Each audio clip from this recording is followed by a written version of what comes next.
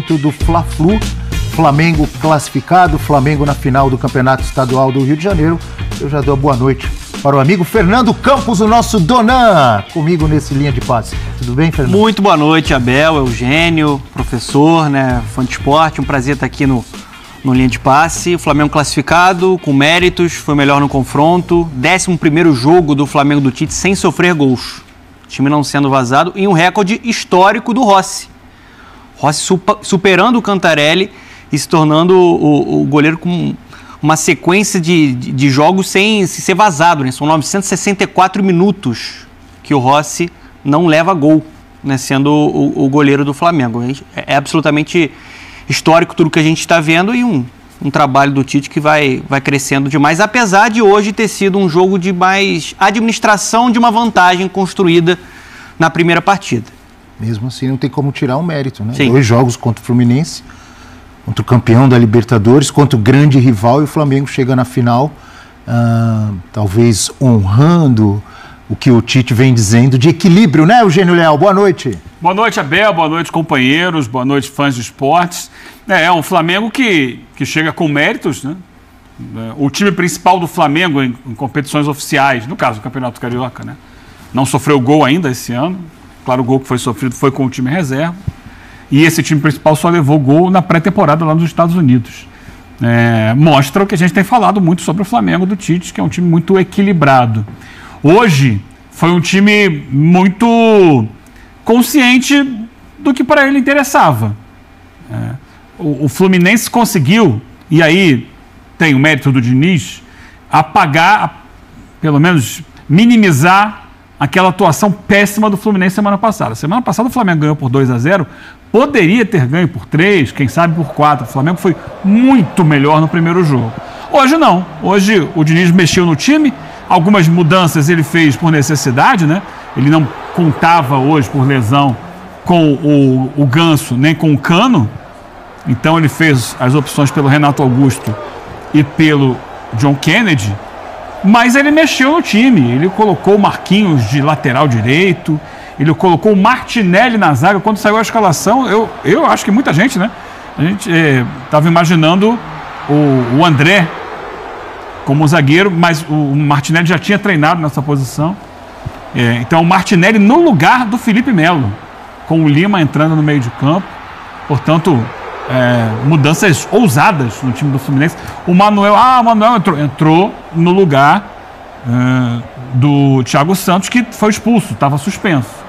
E quem entra no lugar do Felipe Melo, por opção do Diniz, é o Martinelli como quarto zagueiro, deixando o André dessa vez no meio campo.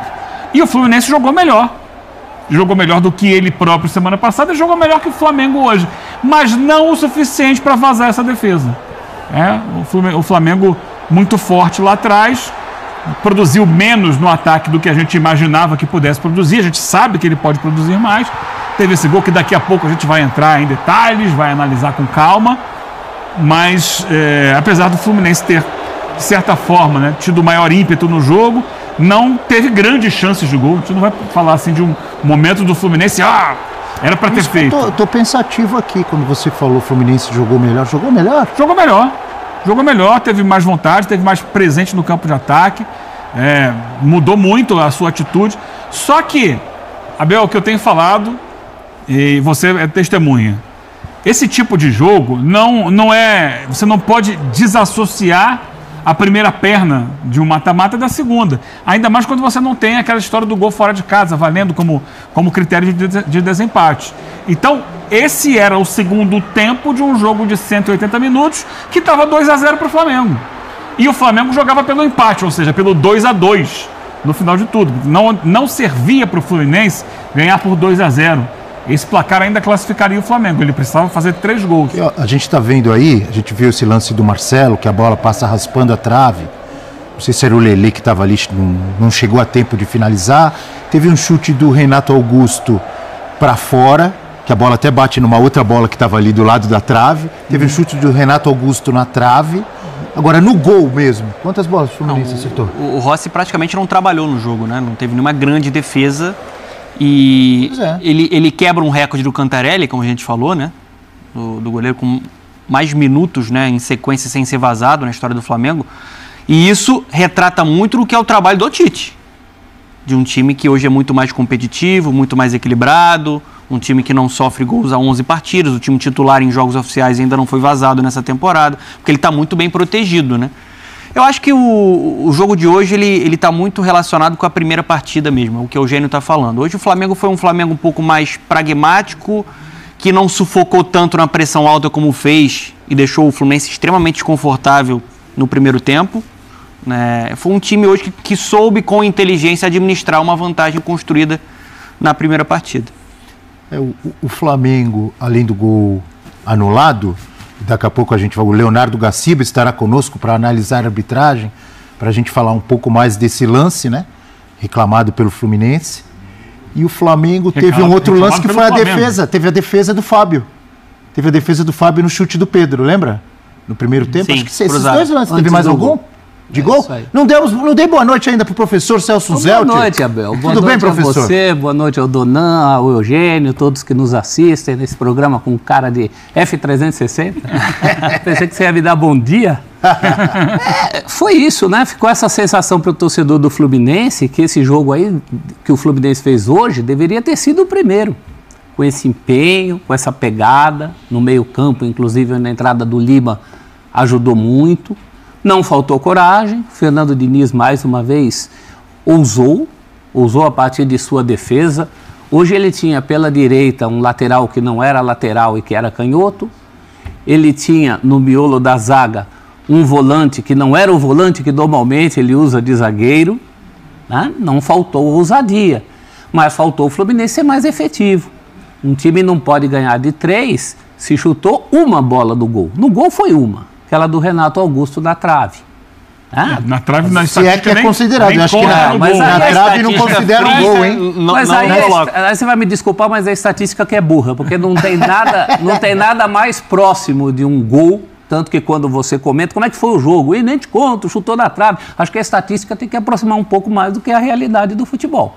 Né? Então tá bom. Foi mais próximo de um gol, foi. O Fluminense chegou. De um gol. Você conta assim.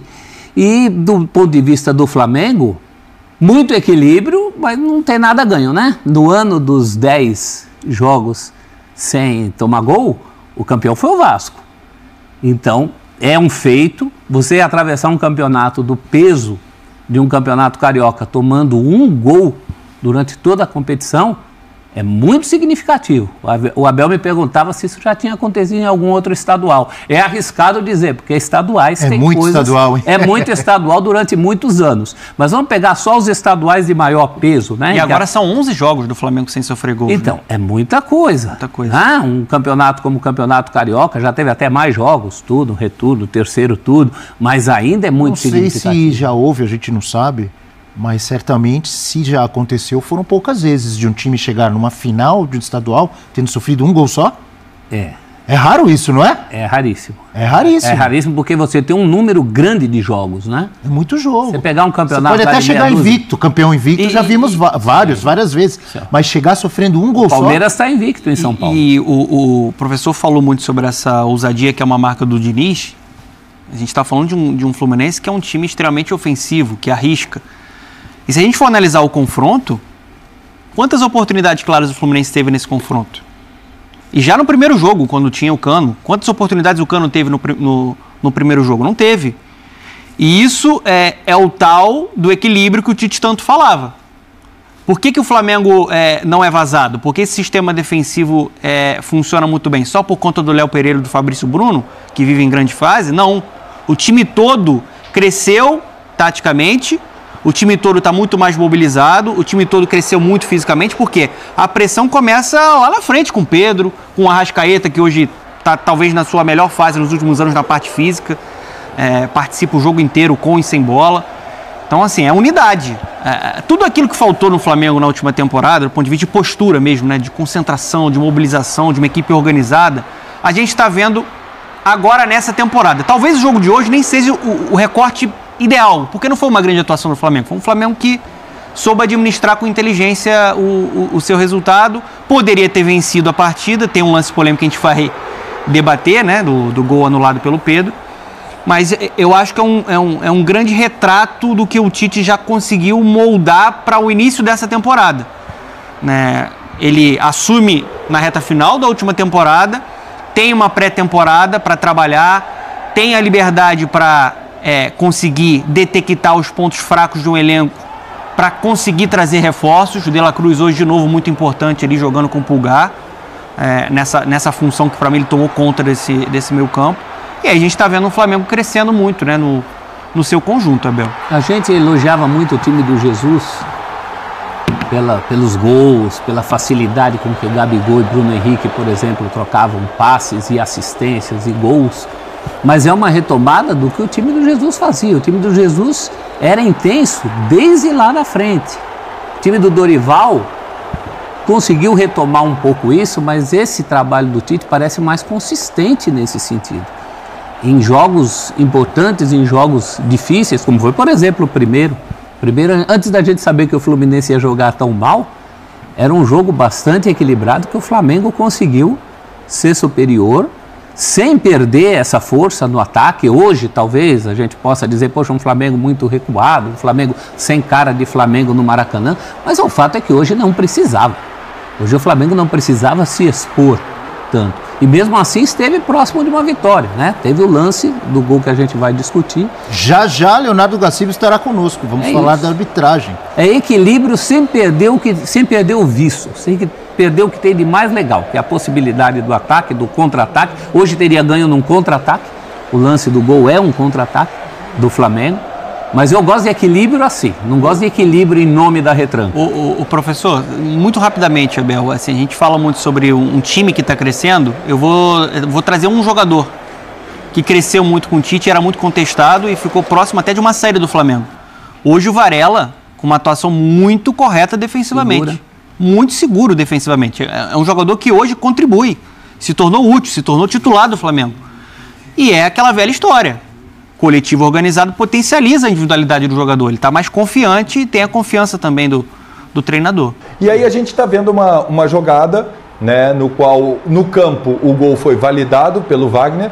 Observem, por favor, que o Wagner está extremamente próximo e bem colocado para tomar sua decisão de não falta, né, e acaba mandando o jogo seguir e é chamado pelo árbitro de vídeo à beira do campo para marcar a falta. Olha como ele está próximo. Depois do lance abre. Ali, para mim, se jogou. Sinceramente. Olha lá, onde ele está? Tem o contato e ele manda seguir. Se ele está ali e manda seguir, não tem que chamar o VAR. É a minha opinião. Muito rápido. Por exemplo, a gente vê ali o braço do Luiz Araújo. Encosta, de fato, nas costas do Keno. Mas da forma como o Keno cai, não teve força para isso. Não teve força para isso. É mais do que encostar, mas tudo bem. É a minha opinião. Assim, eu sei que vocês discordam, mas eu não há como medir se tem força para isso. Isso a imagem nunca vai dizer. Então, por isso que a decisão do árbitro que está ali no calor do momento do jogo, para mim tem mais peso do que o VAR. Bem posicionado. Se eu sou VAR e se eu vejo uma falta e ele não deu essa falta e eu estou convencido da falta, é meu dever como VAR chamar. Eu não vou passar por cima de uma coisa que eu estou convencido. E ele pode, só para tocar agora, devolver a bola para o Gaciba, coisa que ele não fez. Ele tem a possibilidade de olhar e falar, não, o que eu olhei é o que eu acho mesmo e não vou mudar. Não foi falta. Não é obrigado a mudar. Eu só acho que tem a base do VAR. O Gaciba está ali ouvindo a gente discutir. A base do VAR é o lema, para mim, mínima interferência, máxima eficiência. Aqui foi máxima interferência, discutível eficiência, porque não é um lance... Eu acho que é a típica falta que é marcada no futebol brasileiro, por exemplo. Assim. Agora, a questão de intervenção do árbitro de vídeo, aí eu vou fechar com a maioria, né? Para mim, tendo em vista tudo que estamos discutindo aqui, nós não temos um erro claro e óbvio na jogada.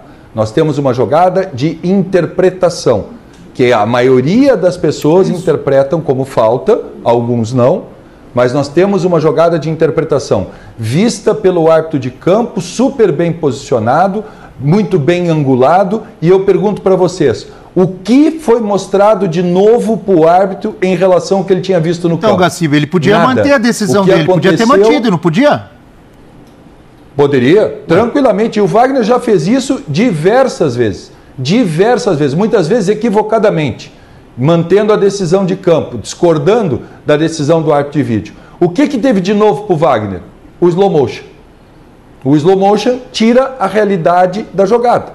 Ele tira a intensidade da jogada que o árbitro pode ver e interpretar dentro do campo de jogo. O slow motion, todo contato parece muito faltoso.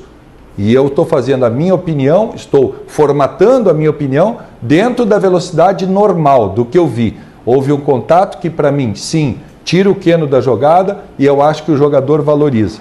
Mas eu penso que, assim como no jogo do Botafogo, que para mim também existe a falta, vejam só que coisa complexa que é a arbitragem. Dentro da minha opinião, aqui houve o acerto pela marcação da falta, mas houve o erro pela intervenção do árbitro de vídeo. Lá no jogo do Botafogo, há o equívoco pela não marcação da falta, mas há o acerto do árbitro de vídeo em não corrigir esse equívoco, em respeitar a decisão do campo. O quão complexo isso é para quem vê, para quem assiste futebol. Fechando, só vamos deixar claro, árbitro de vídeo não foi criado para esse tipo de jogada. Árbitro de vídeo foi criado para erros claros e óbvios, incontestáveis, unânimes, no qual todos enxergam a mesma coisa e o árbitro de campo não viu. Hoje você conquistou uma meta individual, né? Bateu um recorde individual, mas isso também é muito fruto de um trabalho coletivo com jogadores de defesa, meio campo, ataque, todos os jogadores em campo. Queria saber de você como tem sido o trabalho junto com os zagueiros, os laterais, a parte defensiva do Flamengo. Não, acho que é um trabalho muito bom, não só o que dá para falar, sino o que se vê dentro do campo. Não só o zagueiro, o lateral, sino os meias, o atacante, o mesmo Pedro, que tem essa vontade de defender, de correr. O Arrasca, que é o meia mais criativo, que tem essa vontade de correr para trás, recuperar a bola aí no chão. E isso é algo que contagia, né? Contagia todo mundo para essa vontade de recuperar a bola. A gente sabe que se recupera a bola na metade do campo adversário, tem mais possibilidades, está mais perto do espaço do gol, e isso é o que a gente sempre vai tentar, que sempre ter um bom sistema defensivo dá também confiança, não só para mim, sino também para a defesa, tudo, o time, tudo, que sabe que está mais perto de vencer, e isso que a gente sempre vai procurar, vencer. Rossi, última aqui. Rossi, boa noite. Primeiro, parabenizar você pela marca, né? Uma marca que dura mais de 40 anos. Queria saber de você, vocês têm noção da importância dessa marca num clube como o Flamengo, e em cima de um goleiro que é o Cantarelli, um goleiro muito conhecido no Flamengo? Queria saber de você se você tem essa noção. Acho que quando eu escolhi vir para o Flamengo, eu sabia do grande que é o Flamengo, né? O time mais grande do Brasil, e hoje bater essa marca, esse recorde na minha carreira profissional, na minha vida aqui no Flamengo, que recém começa, eu acho muito importante, estou muito feliz, mas também eu sempre tenho que agradecer não só aos preparadores de goleiro, ao Matheus, ao Diogo, que sempre trabalham conosco dia a dia, sino também ao time todo, à comissão, o trabalho que a gente faz o dia a dia, a gente do vídeo, a gente que trabalha na cozinha, toda a gente que trabalha no CT é muito importante para nós, e ele faz que a gente esteja bem e depois responda dentro do campo. Assim que não só parabéns para mim, sino também para todo o Flamengo que trabalha para sempre fazer o melhor. Obrigado.